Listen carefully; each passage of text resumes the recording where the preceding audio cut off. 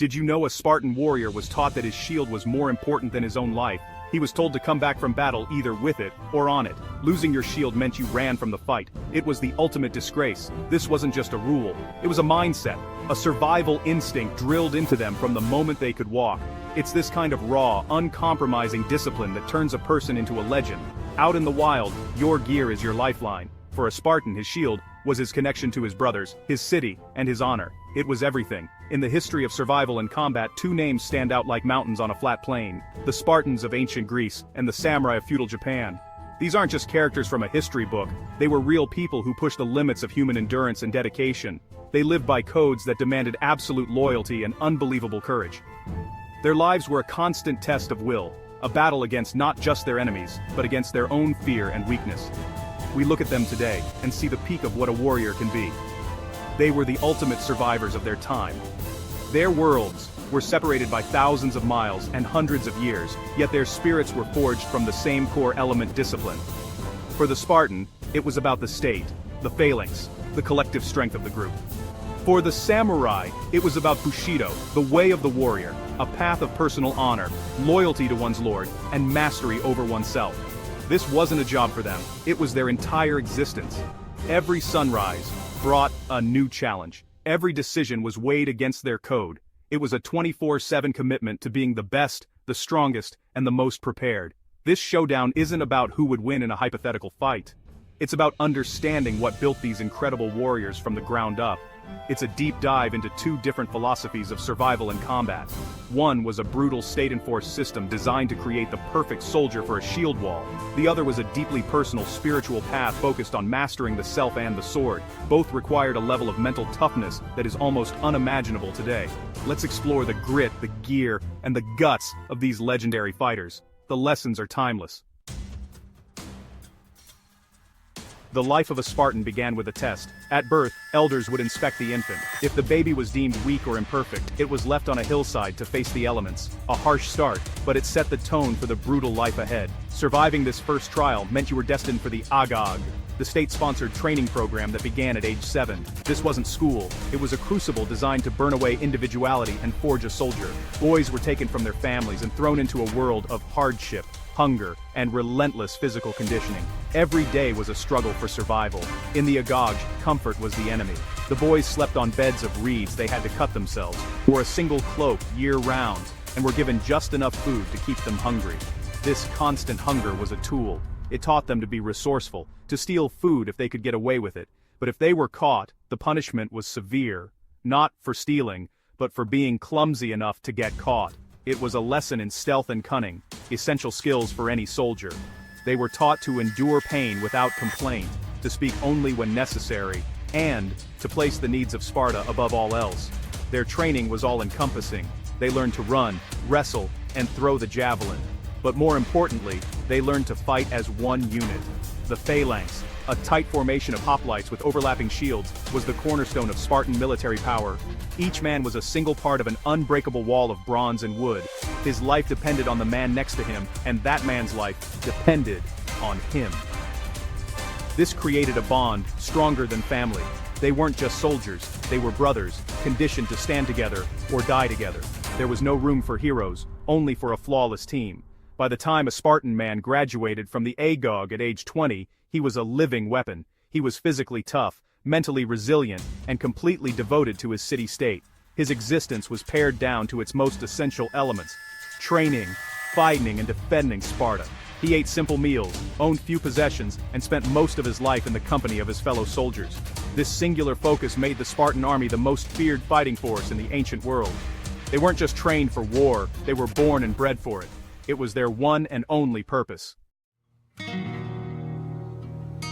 Thousands of miles away, in the islands of Japan, another warrior class was being shaped by a different yet equally demanding code. The samurai, whose name means those who serve, were the military nobility of feudal Japan. Their path was Bushido, an unwritten code that governed every aspect of their lives. It was a philosophy that valued honor above all else, even life itself. A samurai's primary duty was to serve his lord, his Daimyo, with unwavering loyalty. This bond was absolute.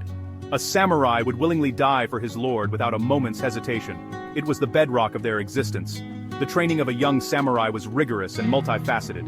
It began in childhood, where he would learn the art of the sword, the bow, and the horse. Kenjutsu, the art of swordsmanship, was central to his identity. He would spend countless hours practicing with a wooden sword, or bakken, learning cuts, parries, and stances until they became second nature. But his education went far beyond combat. He also studied literature, poetry, and calligraphy. This was to balance the ferocity of the warrior with the refinement of a cultured mind. A true samurai was expected to be as skilled with a brush as he was with a blade. Discipline for the samurai was an internal battle. It was about mastering one's own emotions, fear, anger, and pain. A samurai had to maintain a calm and composed demeanor, even in the face of death.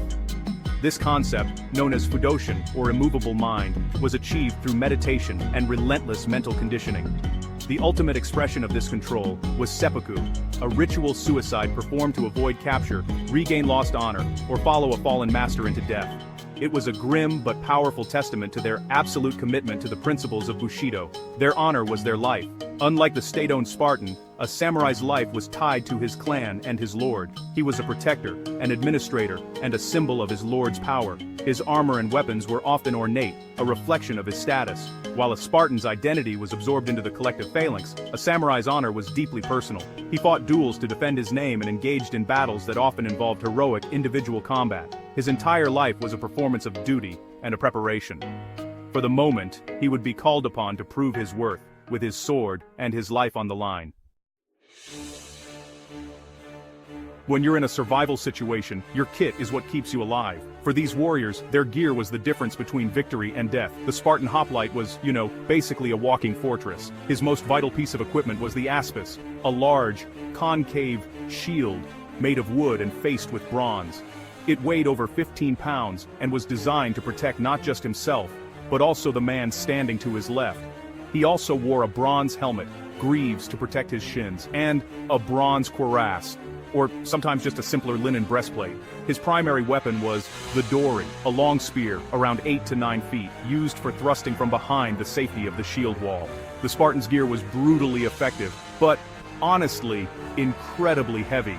The entire kit could weigh over 60 pounds. This meant he had to be immensely strong and have incredible stamina. As a backup weapon, he carried a short sword called a daifos. This was for close quarters fighting, if the spear broke or the phalanx formation was shattered. Every piece of equipment was designed for one purpose, to function perfectly within the phalanx. The gear wasn't about individual glory, it was about collective survival. It was heavy, cumbersome, and required immense discipline to wield effectively in the chaos of battle. The samurai's equipment was, in its own way, a work of art, but no less deadly. His armor, the yoroi, was a complex construction of leather, silk, and lacquered metal plates, all tied together with colorful cords. This design gave him far more flexibility and freedom of movement than a Spartan.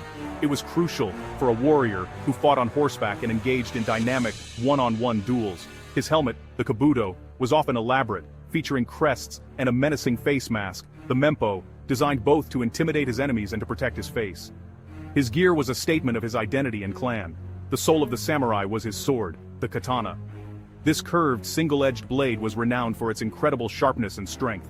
Forged through a complex process of folding steel thousands of times, it was a weapon capable of cutting through armor and bone with a single fluid strike. The samurai also mastered the yumi, a longbow, and often carried a shorter companion sword, the wakizashi.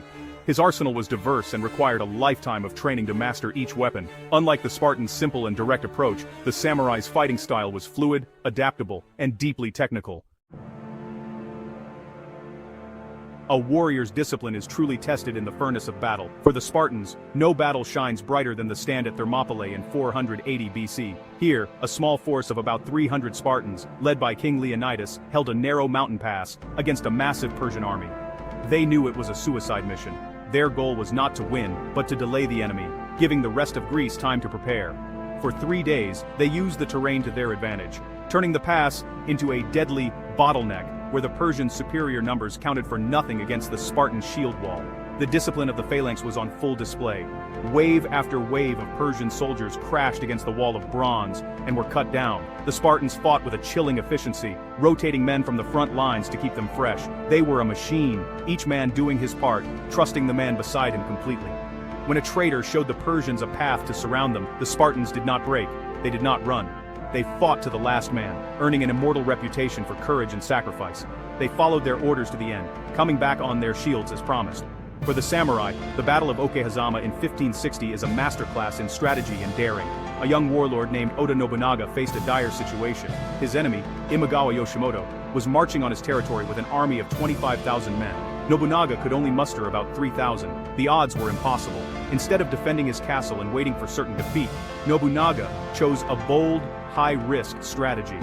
He marched his small force out and set up a decoy camp with flags and straw soldiers to distract the enemy scouts, creating the illusion that he was holding his position.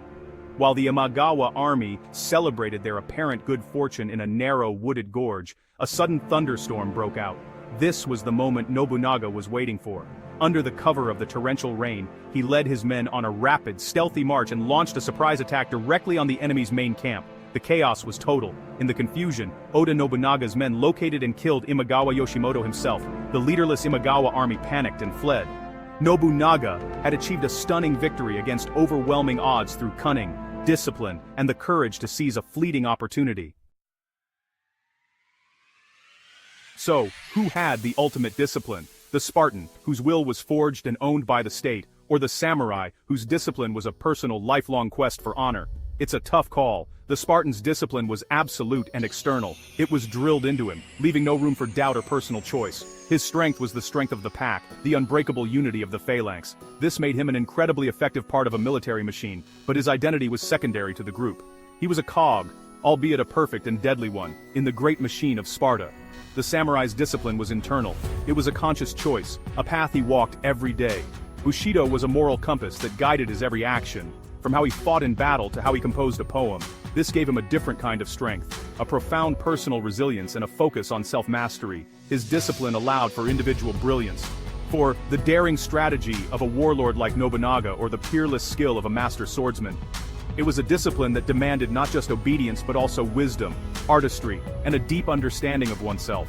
Ultimately, comparing them is like asking whether a lion or a tiger is the better hunter.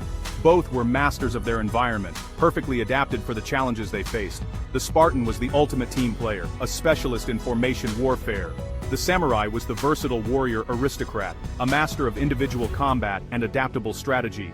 Both demonstrated that the human body and spirit can be trained to achieve incredible things. They showed that with a powerful code to live by, ordinary people can find extraordinary strength within themselves. What we can learn from them today is timeless. In our modern world, we face different kinds of battles. In our careers, our personal goals, and our own minds.